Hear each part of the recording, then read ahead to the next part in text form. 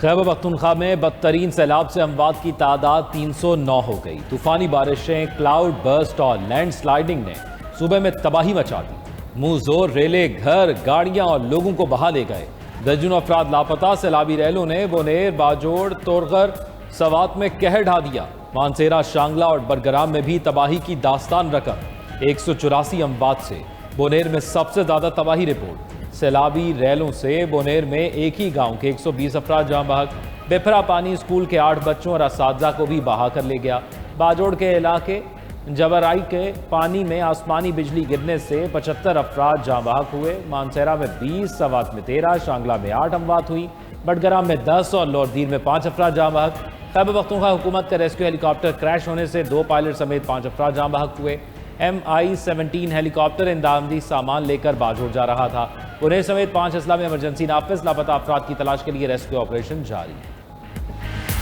جس مکان کو آپ نے دیکھا کہ نقصان ہوئے تو اس طرح تقریباً ہزاروں مکان گر چکے ہیں اور ہزاروں لوگ بے گھر ہو چکے ہیں۔ اور ریسکیو والا آئے تھے، اس کو تو بندہ پھنسا ہوا تھا فیکٹری میں، لیکن ان لوگوں کے پاس ایسا کوئی سہولت نہیں تھی کہ وہ اس کو نکال سکے۔ ہر طرف سے رونے دھونے کی آوازیں ہیں، بہت سی لاشیں، بہت ہی زخمیاں ہمیں مل چکی ہے۔ میں ان شاہد ہوں، وہاں پر میں موجود تھا کل بھی، آج بھی یقیناً اب بھی تقریباً 80 سے لے کر 100 تک بندے آئے ہیں، سیلاب کے ریتوں میں پھنسے ہوئے ہیں۔ ابھی تو پتہ نہیں چل رہا ہے کہ کتنے لوگ ریسکیو ہو چکے ہیں اور کتنے لاپتہ ہے، کیونکہ ہر ایک بندہ اپنے اپنے مصیبت میں پڑا ہوا ہے۔ بے شمار لوگ ملبے تلے دبے ہوئے ہیں۔ قومی اور عالمی امدادی ادارے مدد کے لیے آگے آئے۔ سیلاب متاثرین کی پکار۔ 92 نیوز سے گفتگو میں کہا کہ پانی میں بہہ کر آنے والی کئی لاشوں کو اب تک نہیں نکالا جا سکا۔ بازاروں میں کفن بھی کم پڑ گئے۔ ہسپتال میں زخمیوں کے لیے دوائیں دستیاب نہیں۔ حکمران نمائشی دوروں کے بجائے حقیقی امداد کو یقینی بنائیں۔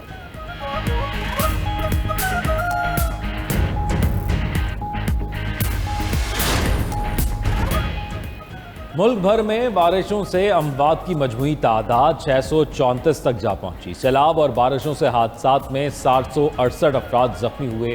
NDMA کے مطابق پنجاب میں 164، سندھ میں 28، بلوچستان میں 20 افراد جاں بحق ہوئے۔ خیبر پختونخوا سے متعلق PDMA کی رپورٹ بھی جاری۔ بارشوں سے جاں بحق 307 افراد میں 279 مرد، 15 خواتین اور 13 بچے شامل۔ خیبر پختونخوا میں حالیہ بارشوں اور سیلاب سے 74 گھروں کو نقصان، 63 گھروں کو جزوی نقصان پہنچا، 11 گھر مکمل تباہ ہو گئے۔ باجوڑ اور بڑگرام سب سے زیادہ متاثرہ اضلاع ہیں۔ شدید بارشوں کا سلسلہ 21 اگست تک وقفے سے جاری رہے گا۔ خیبر پختونخوا حکومت کی ہدایت پر متاثرہ علاقوں کے لیے 50 کروڑ روپے کے امدادی فنڈ جاری۔ ضلع بونیر کے لیے 15 کروڑ روپے جاری۔ ضلع باجوڑ، بڑگرام اور مانسیرا کے لیے 10 کروڑ اور سوات کے لیے 5 کروڑ روپے جاری کیے گئے۔ خیبر پختونخوا میں سیلابی صورتحال پر وزیر اعلیٰ کی زیر صدارت اجلاس۔ بارش اور سیلابی ریلوں سے ہونے والے نقصانات اور ریلیف کارروائیوں کا جائزہ لیا گیا۔ بریفنگ میں بتایا گیا کہ تباہ شدہ انفراسٹرکچر کی سروے رپورٹ شام تک مکمل ہو جائے گی۔ ریسکیو اور بحالی سرگرمیوں کے لیے PDMA کو 1.5 ارب روپے جاری کیے۔ متاثرہ علاقوں میں ریسکیو آپریشن مکمل ہو گیا۔ وزیر اعلیٰ علیمین گنڈاپور نے کہا کہ متاثرین کو معاوضوں کی ادائیگی اگلے 2 دنوں کے اندر یقینی بنائی جائے۔ متاثرہ آبادیوں کو خوراک کی کوئی کمی نہیں ہونی چاہیے۔ سب سے پہلے رابطہ سڑکوں کو بحال کرنے کے لیے اقدامات کیے جائیں۔ جن علاقوں کا زمینی رابطہ منقطع ہے وہاں پر ہیلی کاپٹر سروس شروع کی جائے۔ وزیر اعلیٰ کا آج متاثرہ ضلع بونیر کا دورہ کرنے کا فیصلہ۔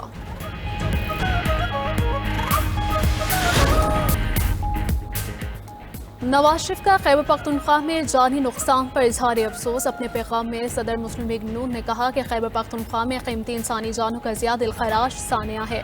دکھ کی اس گھڑی میں ہمدردیاں غمزدہ خاندانوں کے ساتھ ہیں۔ نائب وزیر اعظم اسحاق ڈار کا خیبر پختونخوا میں جانی اور مالی نقصان پر دکھ کا اظہار، کہا کہ ہم سب مل کر اس مشکل گھڑی پر قابو پائیں گے۔ خاتون اول آصفہ بھٹو بولی، امدادی کارروائیاں کرنے والے کارکن ہمارے ہیرو ہیں۔ چیئرمین سینٹ یوسف رضا گیلانی نے کہا کہ ریسکیو اہلکار قوم کے اصل ہیروز ہیں۔ اسپیکر قومی اسمبلی ایاز صادق نے کہا کہ دکھ کی گھڑی میں خیبر پختونخوا کے عوام کے ساتھ ہیں۔ چیئرمین BTI بیرسٹر گوہر نے کہا کہ بونیر میں ایسی تباہی پہلے کبھی نہیں دیکھی۔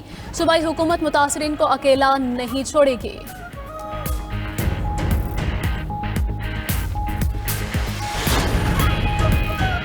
وزیر اعظم شہباز شریف خیبر پختونخوا کے سیلاب متاثرہ علاقوں کا دورہ کریں گے۔ وفاقی وزیر امیر مقام کا کہنا ہے کہ شہباز شریف بذات خود امدادی سرگرمیوں کو مانیٹر کر رہے ہیں۔ شہریوں کی بحالی تک ریسکیو آپریشن جاری رہے گا۔ بحالی کے کاموں کے لیے جتنی مشینری اور وسائل درکار ہوں گے وفاقی حکومت فراہم کرے گی۔ میڈیکل کیمپوں میں زخمیوں کو طبی امداد دی جا رہی ہے۔ مشکل وقت میں پوری قوم متحد ہے۔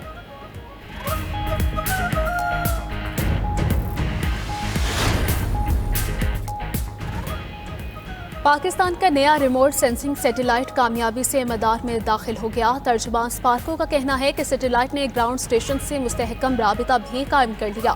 ہائی ریزولیوشن تصاویر زمین پر بھیجنے کا عمل شروع کر دیا گیا۔ اس سیٹلائٹ کی مدد سے شہری منصوبہ بندی اور انفراسٹرکچر ڈیولپمنٹ میں انقلاب آئے گا۔ سیٹلائٹ قدرتی آفات کی بروقت مانیٹرنگ میں معاون ثابت ہوگا۔ سیلاب، زلزلے اور لینڈ سلائڈنگ کے فوری ڈیٹا سے ریلیف ممکن ہوگا۔ ماحولیات میں گلیشیئر پگھلنے اور جنگلات کی کٹائی کی نگرانی ممکن ہوگی۔ سیٹلائٹ غذائی تحفظ اور زرعی پیداوار بڑھانے میں اہم کردار ادا کرے گا۔ سی پیک منصوبوں میں جغرافیائی خطرات کی شناخت اور نیٹ ورکس کی نقشہ سازی ممکن ہوگی۔ سپریم کورٹ کا نظام انصاف میں جدت کے لیے مصنوعی ذہانت کے استعمال پر زور۔ جسٹس منصور علی شاہ اور جسٹس عائشہ ملک نے تحریری فیصلہ جاری کر دیا۔ فیصلے میں لکھا کہ انصاف کی فراہمی میں تاخیر عوام کے عدلیہ پر اعتماد کو مجروح کرتی ہے۔ انصاف میں تاخیر اکثر اوقات انصاف کے خاتمے کے مترادف ہوتی ہے۔ انصاف فراہمی میں تاخیر قانون کی حکمرانی کو کمزور کرتی ہے۔ انصاف میں تاخیر سے پسماندہ طبقات طویل عدالتی کارروائی کا خرچ برداشت نہیں کر سکتے۔ اس وقت پاکستان بھر کی عدالتوں میں 22 لاکھ سے زائد مقدمات زیر التوا ہیں۔ تقریباً 55,941 مقدمات سپریم کورٹ میں زیر التوا ہیں۔ عدالت کو فوری طور پر ایک جدید جواب دہ سمارٹ کیس مینجمنٹ نظام کی طرف منتقل ہونا ہوگا۔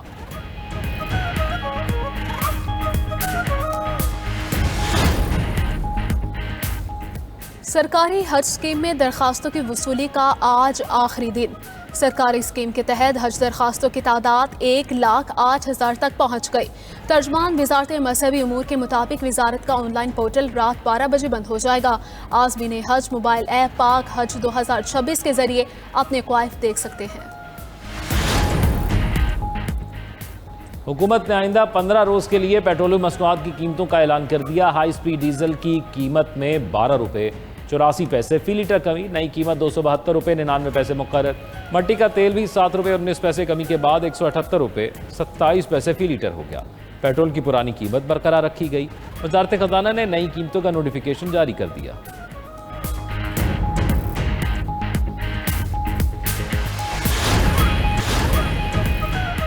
بنگلہ دیش میں ڈینگی کی وبا بے قابو، رواں ماہ 19 افراد کی جان چلی گئی۔ مقامی میڈیا کے مطابق جنوری سے لے کر اب تک 24,183 کیسز کی تصدیق ہوئی ہے۔ 101 افراد جان کی باسی ہار گئے۔ ڈھاکہ اور دیگر بڑے شہروں کے اسپتال دباؤ کا شکار ہیں۔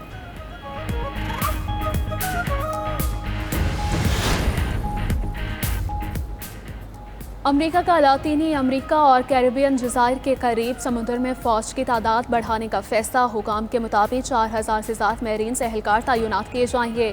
جوہری آبدوز، اضافی جاسوس طیارے اور جدید ساز و سامان صدرن کمانڈ کے لیے مختص۔ مقصد منشیات اور دہشت گرد تنظیموں کے خطرات سے نمٹنا ہے۔ ترکیہ میں ایک سال کے دوران 16واں میئر گرفتار۔ پولیس نے بدعنوانی کے الزامات پر استنبول کے مرکزی علاقے بیوغلو کے میئر سمیت 40 افراد کو حراست میں لے لیا۔ اپوزیشن نے حکومتی کارروائیوں کو سیاسی انتقام قرار دے دیا۔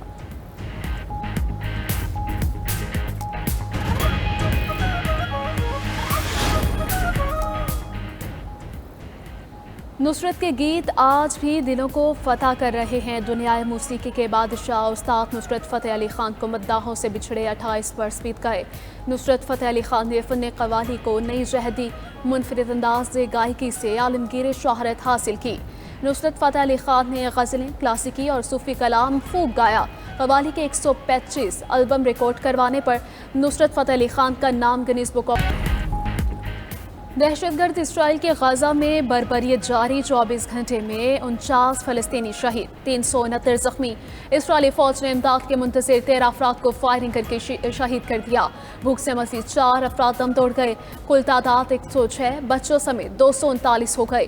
اکتوبر 2023 سے شہداء کی مجموعی تعداد 61,776 ہو گئی۔